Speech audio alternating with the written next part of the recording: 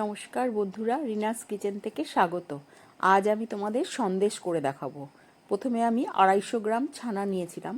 ছানাটা আমি ঘরেই কেটেছিলাম, ছানাটা লেবু দিয়ে। এবার আমি ছানাটা ছাঁকনি দিয়ে ছেঁকে নিয়ে সেটাকে খুব ভালো করে এরকম হাত দিয়ে ঘষে ঘষে ছানাটাকে ভালো করে মাখাতে হবে। এবার আমি একটা কড়াই বসালাম, তার মধ্যে যতটা চিনি নিয়েছি তার থেকে হাফেরও কম জল দিয়ে দিলাম। এবার চিনিটা কড়াইতে দিয়ে দিলাম, প্রায় ছোটো বাটির 1 বাটি চিনি। এবার চিনিটা গলা পর্যন্ত অপেক্ষা করব।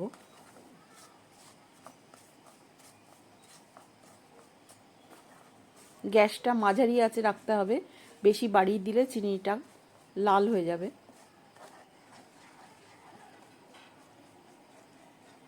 চিনিটা গলে গেলে ছানাটা দিয়ে দেবো।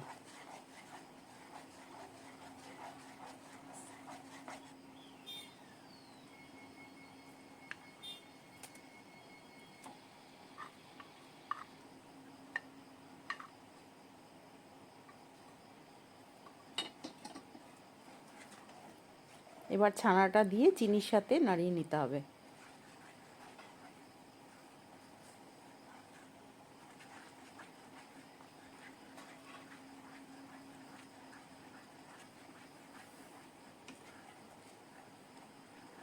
এবার খুব ভালো করে নাড়িয়ে যেতে হবে, না হলে তলা লেগে যাবে। পুরো জলটাকে শুকাতে হবে। এবার আমি 2-3 চামচ আমুল দুধ দিয়ে দিলাম, তাড়াতাড়ি টেনে যাবে আর টেস্টটাও সুন্দর আসবে।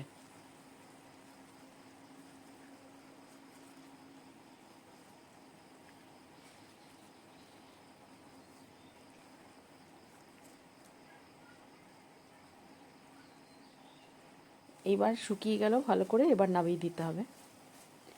বন্ধুরা, আমার রেসিপিটা যদি তোমাদের পছন্দ লাগে তাহলে আমার চ্যানেলটাকে সাবস্ক্রাইব করো, লাইক করো, কমেন্ট করো। এটা হয়ে গেছে, এবার আমি তুলে নিলাম একটা ডিশে।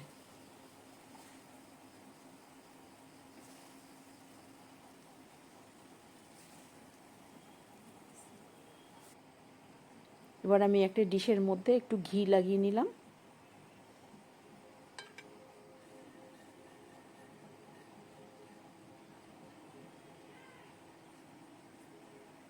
ঘি লাগিয়ে এর মধ্যে দিয়ে দেবো।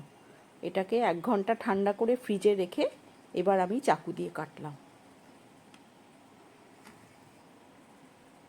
আমি এটা ফ্রিজে রেখে দিয়েছিলাম। এর ওপর কটা ড্রাই ফ্রুটস ছড়িয়ে দিয়েছিলাম, কাজু বাদাম। খুব সুন্দর হয়েছিল খেতে, তোমরা করে দেখো।